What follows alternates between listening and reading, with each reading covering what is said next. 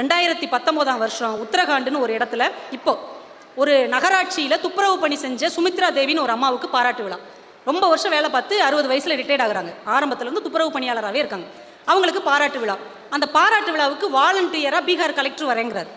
ஒரு டாக்டர் வர்றாரு, ஒரு ரயில்வே இன்ஜினியர் வர்றாரு. சரி வாங்கன்னு சேர்த்துக்கிட்டாங்க. எல்லாரும் பாராட்டி முடிச்சு கலெக்டர் வந்திருக்காருன்னு பேச சொல்கிறாங்க. அந்த கலெக்டர் வந்து பேசுகிறார். ஒரு துப்புரவு பணி செய்கிற அந்த பெண்ணுக்கு பாராட்டு விழா நடைபெறுகிறது. ஒரு கலெக்டர் நான் வந்திருக்கிறேன், ஒரு ரயில்வே இன்ஜினியர் வந்திருக்கிறார், ஒரு டாக்டர் வந்திருக்கிறார். உங்களுக்கெல்லாம் ஆச்சரியமாக இருக்கும். இந்த அம்மா துப்புரவு பணி செய்து தன் பிள்ளைகளை கலெக்டராகவும் டாக்டராகவும் ரயில்வே இன்ஜினியராகவும் ஆக்கியிருக்கிறார்கள். அதை விட பெருமை என்ன தெரியுமா? நாங்கள் 3 பேரும் இவ்வளோ பெரிய பதவிக்கு வந்த பிறகும் துப்புரவு பணியை செய்துவிட்டு தான் ஓய்வு பெற்றிருக்கிறார்கள்.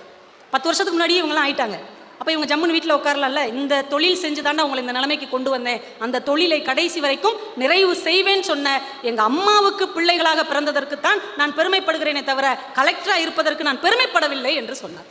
இப்போ என்னைக்கு நம்ம அம்மாவுக்கு நாம் பிள்ளை அப்படிங்கிறதுல தான் நம்ம பெருமைப்படணுமே ஒழிய இன்னைக்கு உங்ககிட்ட இருக்கிற பணம், பதவி, அந்தஸ்து எதுவுமே முக்கியம் இல்லை. எங்கள் அம்மா அன்னைக்கு வலி சுமந்து என்னை பெற்றால் இல்லையா, அவளுக்கு நான் பிள்ளை என்பதில் தான் எனக்கு பெருமை.